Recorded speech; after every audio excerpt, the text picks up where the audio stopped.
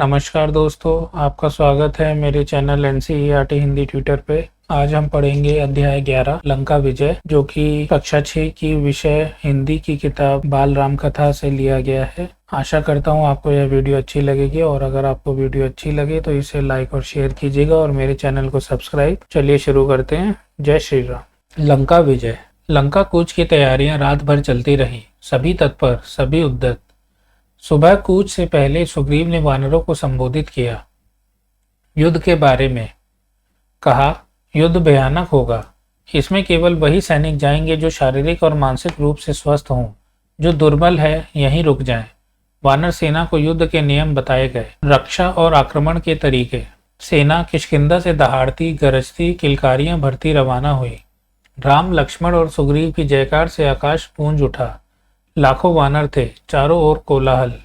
वे पेड़ों पहाड़ों को रौंदते चले जा रहे थे। इसका नेतृत्व नल कर रहे थे। सुग्रीव के सेनापति जामवंत और हनुमान सबसे पीछे थे।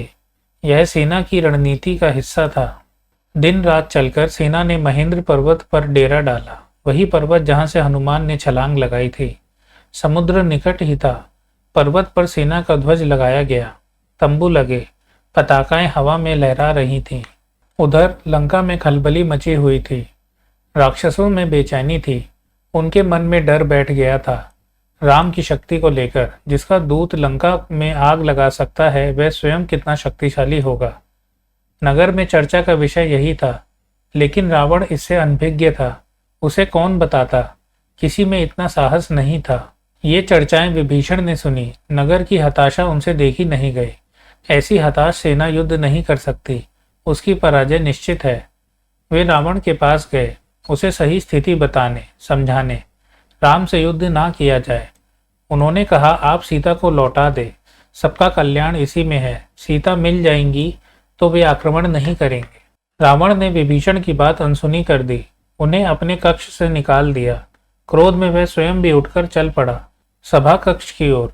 उसे राम के समुद्र तट पर पहुंचने का समाचार मिल चुका था। सैनिकों ने राम की सेना की पताकाएं दूर से देख ली थी। विभीषण रावण के पीछे चलते रहे, बोलते रहे, सीता आपके गले में बंधा सांप है, वह आपको डस लेगा।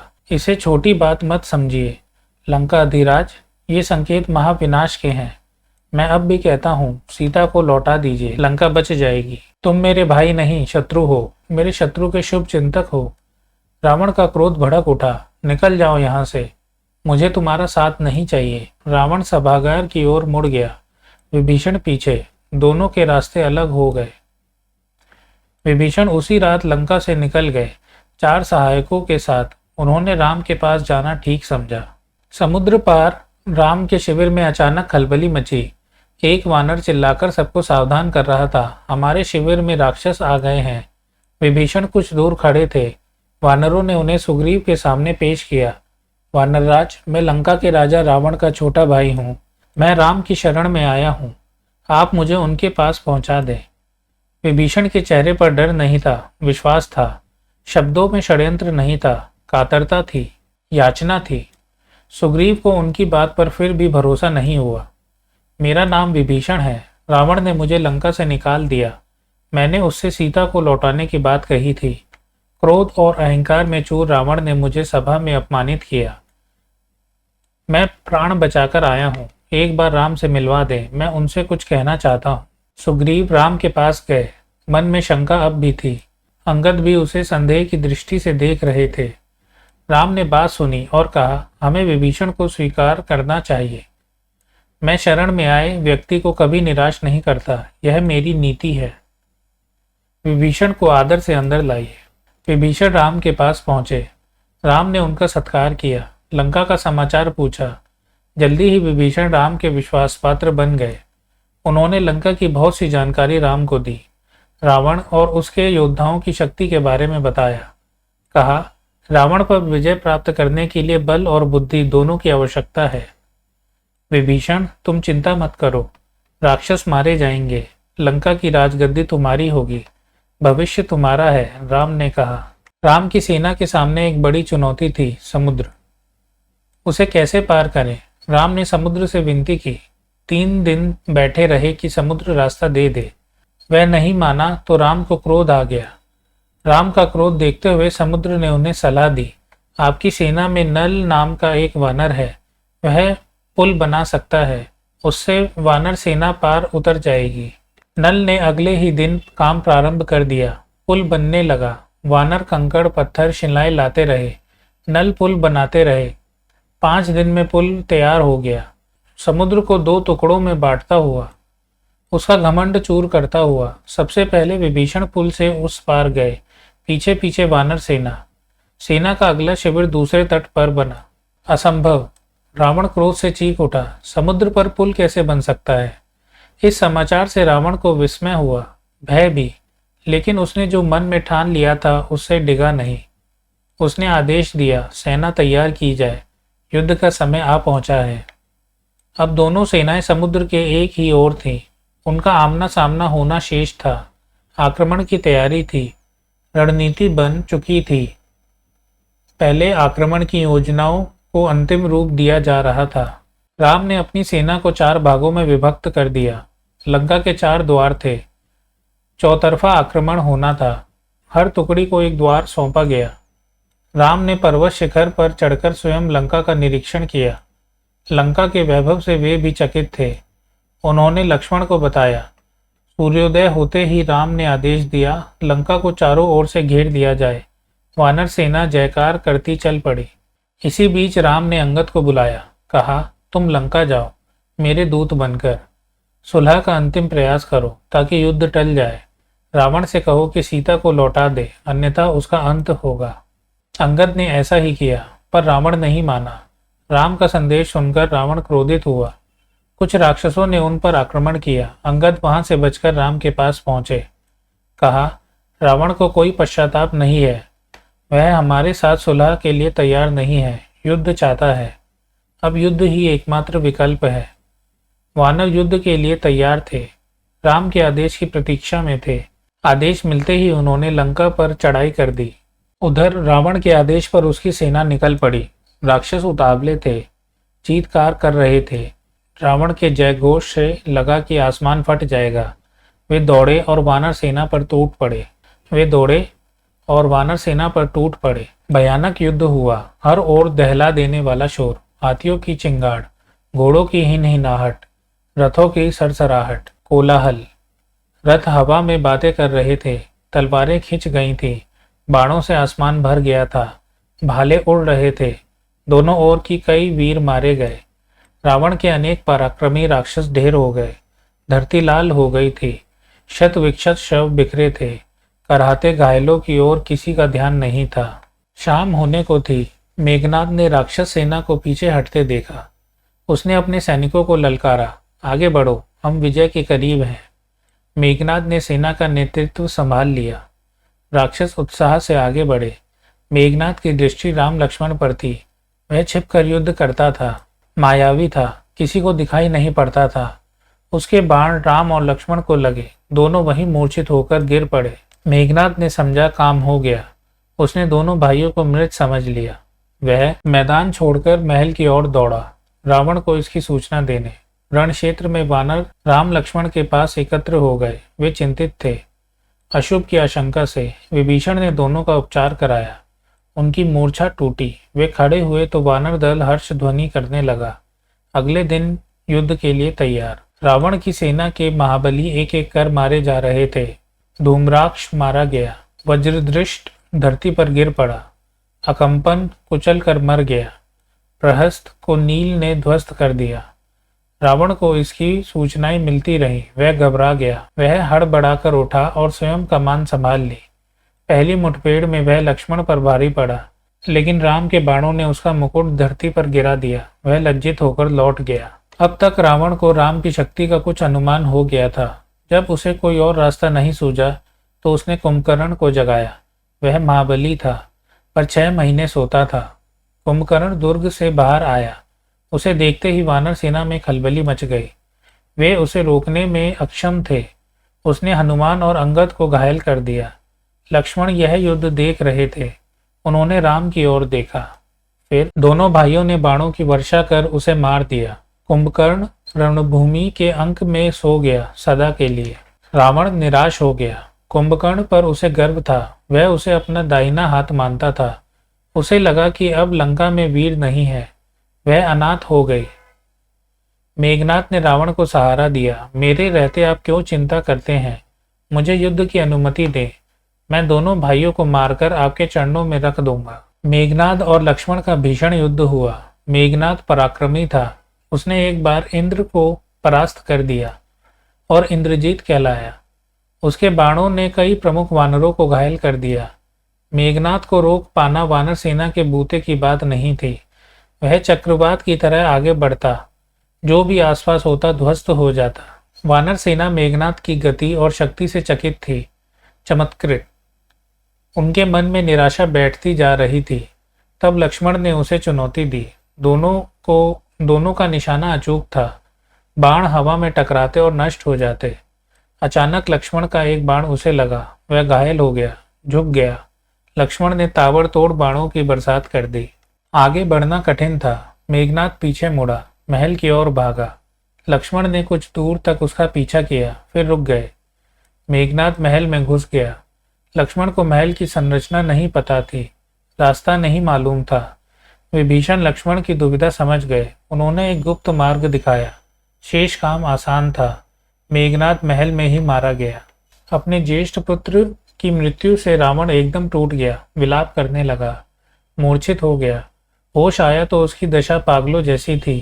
क्रोध से बिलबिलाता हुआ, लंका अनाथ हो गई, अब उसका कोई सहारा नहीं, अब मैं स्वयं रणक्षेत्र में जाऊंगा। लक्ष्मण के साथ वानर सेना भी महल में प्रवेश कर गई थी। उनके हाथों में जलती हुई मशालें थी। वानरों ने लंका में जहां तहां आग लगा दी, अन्न भंडार फूंक दिए, शस्त्रागार जला दिया। मारकाट मच गई, जो भी सामने पड़ा मारा गया। कंपन, प्रजंग, यूपाक्ष, कुंभ मारे गए। हनुमान ने निकुंभ, देवांतक और त्रिशिरा को मौत की नींद सुला दिया। अंगद ने नरांतक का काम तमाम कर दिया। लक्ष्मण ने अतिकाय का सिर काट डाला। राक्षस सेना भाग खड़ी हुई। रावण के पास अब कोई विकल्प नहीं था। युद्धनाद हुआ। अकेला बचा रावण युद्ध के लिए निकला, फुफकारते हुए, फन कुचले सांप की तरह। वह जिधर मुड़ता भगदड़ मच जाती। वानरों को भागते देख लक्ष्मण आगे आए, धनुष बाण लिए। रावण के सामने अभेद्य दीवार की तरह खड़े हो गए। थोड़ी ही देर में विभीषण वहां पहुंच गए, उसके बाद राम।